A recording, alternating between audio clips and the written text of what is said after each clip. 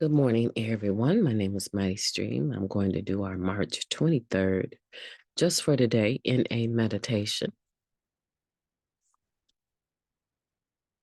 In the description down below, you will see the online 24/7 marathon meeting for NA that I do service work on. We're having our 4th-year anniversary today. There will be a speaker every hour. Now, so if you need something to do, pull up that Zoom ID. The passcode is 1953 when NA got started. It's easy to remember. And have a good time today. There's going to be people from all over the world sharing today. So I hope you enjoy that. The title of the meditation is God's Gifts. We do the footwork and accept what's being given to us freely on a daily basis. That comes from our basic text, page 47. Our relationship with our higher power is a two-way street. In prayer, we speak and God listens. When we meditate, we do our best to listen for the will of our higher power. We know that we are responsible for our part of the relationship.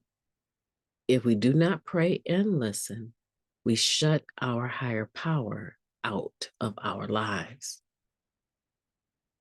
When we think about our relationship with our higher power, it's important to remember which one we are. The powerless one.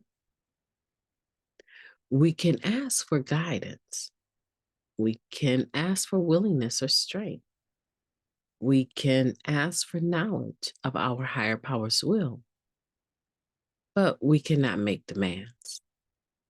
The God of our understanding, the one with the power, will fulfill that half of the relationship by giving us exactly what we need when we need it. We need to take action every day to keep our relationship with a higher power alive. One way we do this is by applying the 11th step. Then we remember our own powerlessness and accept the will of a power greater than ourselves. Just for today, in my relationship with my higher power, I am the powerless one, remembering who I am. Today, I will humbly accept the gifts of the God I understand. What a marvelous meditation. Let's take a moment of silence, followed by the we version of the Serenity Prayer. Moment of silence now, please.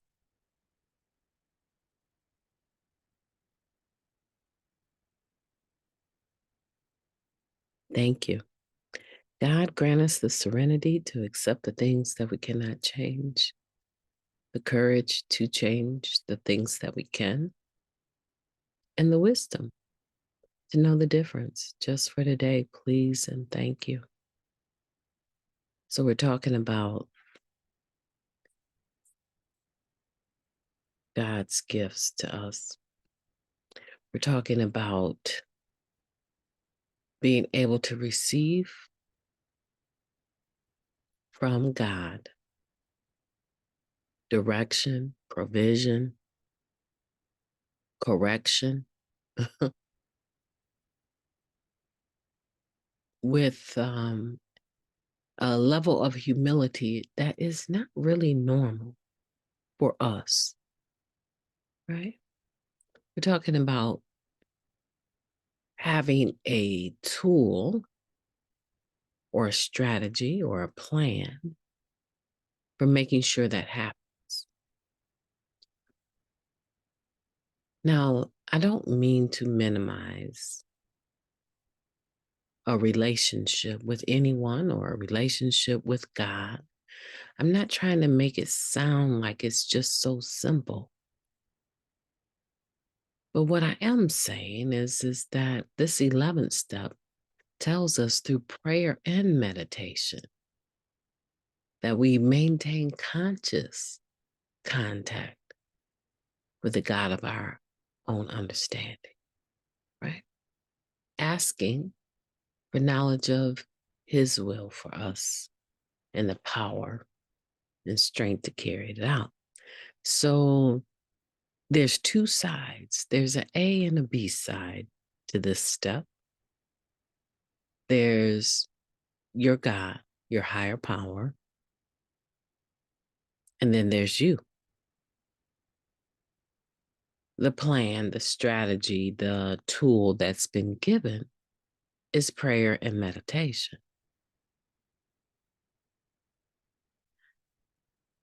Once that is initiated, this maintaining of conscious contact with your HP, right? With God. Once that is initiated, there is and should be and always will be a consequence, a reaction. There will be a manifestation of that work, right? Of that contact. Now, will it always look the way you want it? Will your answer always look the way that you thought it should? Probably not, because I don't believe my God is interested in making sure that I'm pleased with every direction. I think that my God is more interested in what is in my best interest. What are the things that I think I know compared to the things that my God already knows about today, the just for today that I'm always thinking about, right? Should be the tomorrow that I'm always projecting about and worrying about and should not be. The God of my own understanding already knows that. So the God of my understanding is in the best position to give the best direction just for today that I need. And it's not always going to look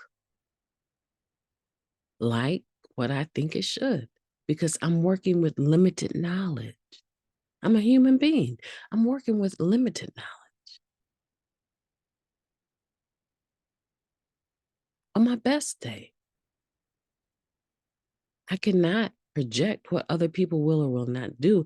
I can tell you that tomorrow I'm planning to wake up. I'm going to do the podcast.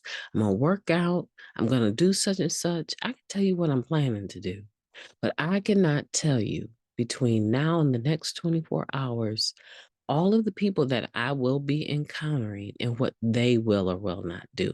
And a lot of what I do is going to be dependent upon the actions or lack of action of people around me. You know, I drive 30 minutes to go to work every day, planning to have the most beautiful day.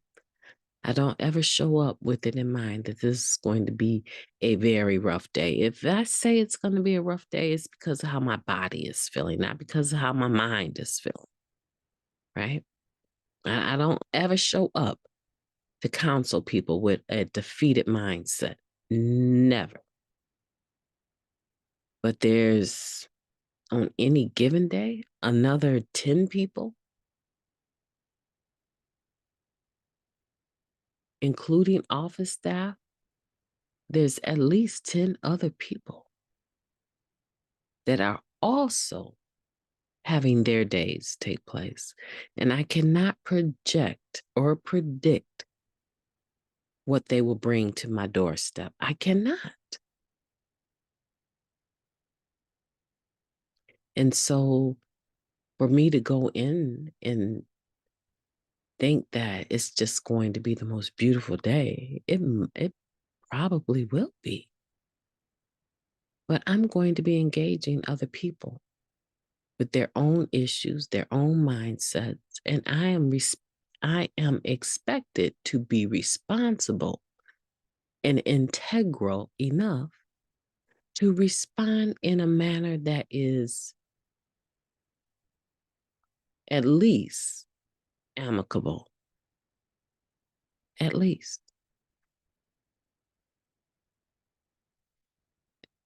So even in prayer and meditation, the reason I position myself to maintain this 11th step, maintain this conscious contact is because I can't predict, barely can predict what I'll do, but I definitely cannot predict what other people will or will not do. Right? And so I need direction. I need help. I'm not the one bringing the power in this step. Right? Oh, I have some power, right?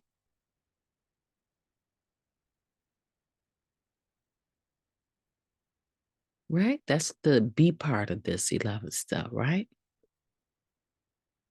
Asking knowledge of God's will for me and the power and the strength to carry it out. I mean, why would I ask for it if I don't ever expect that I will have the ability to actually do it?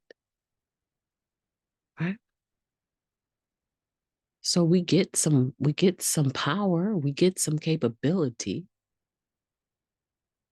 but it's limited in comparison to our God, right?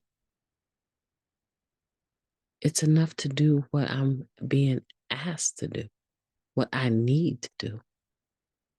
It's not enough to control everything and everyone around me. That's misuse of power.